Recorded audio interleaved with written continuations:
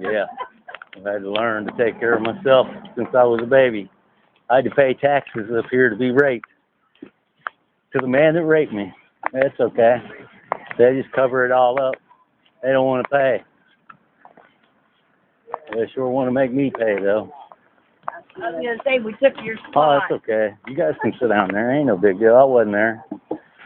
My butt don't own it. But yeah, this one right here knows the people that took my medication and stuff. Got me all messed up like this. Right. You know who did it, right? Who? The one who took my medication who got me all messed up like this when I was trying to get help. Who? In Fort County. Oh, yeah. Roxanne. Roxanne? Yeah. I thought so. Yeah. I was making sure that's who you were talking about. Yep. It wasn't just her, though. It was a bunch of them. Matter of fact, here, I'll just tell you. They made me pay taxes because the person who was raping me when I was a little kid didn't want to pay. I had to pay him for raping me, and I had to pay my own school taxes to not get an education because black people and white people wanted to fight during desegregation and treat me like a dog because I'm caught in the middle of it because I'm not down with none of that shit. You know, black people are racist, nor white people. But it's okay. Then women can sexually assault me in my room while I'm asleep and then have a baby and make me pay child support. And then turn right around when I get out of prison and do it, trying to make me sign over parental custody of the kids and then play games with my visitation and all this kind of stuff and get away with it. Then when I try to call the FBI about what's going on around here because they're trying to cover up some serial killing down in Texas of some girls, well, they want to send some girls up on me and talk about, well, we'll call you back later and all this stuff. But the first time I did it, they laughed in my face, and my grandma was just being raped by the dude who I tried to shoot over in Nantes, but it ended up being the person who worked here. And don't nobody want to talk about it, don't nobody want to let it out, don't nobody want to get it out.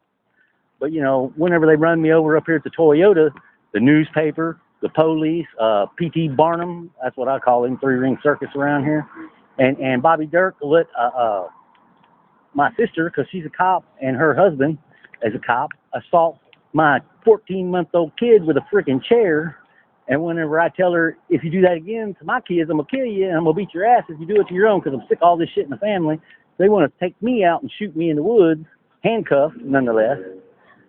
And I fight back and buck up against them, and they call Bobby Dirk in. And by the time they finally figure it out, because they was talking about taking me and putting me in jail and stuff, just give up and let it go, and we'll work it all out later.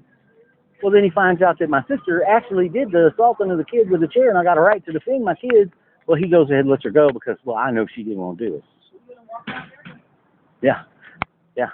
Try to commit suicide in Bartlesville.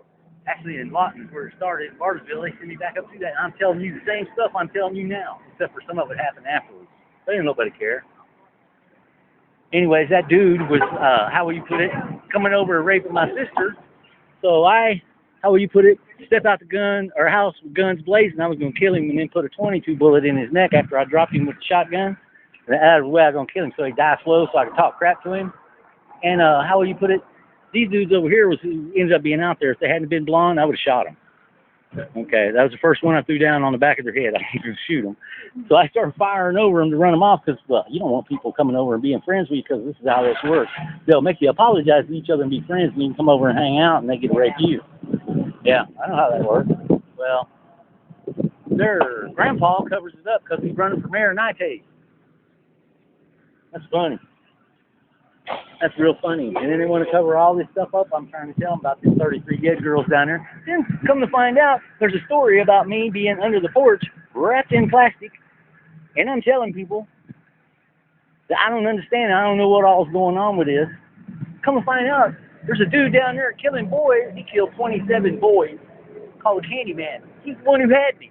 As soon as I seen the picture, I was like, well, that looks just like my dad. And he's the dude who was coming over to the grocery store later to work on the grinder that the motor blew up in the meat department. Oh. Yeah, it's crazy. They were hanging out with him.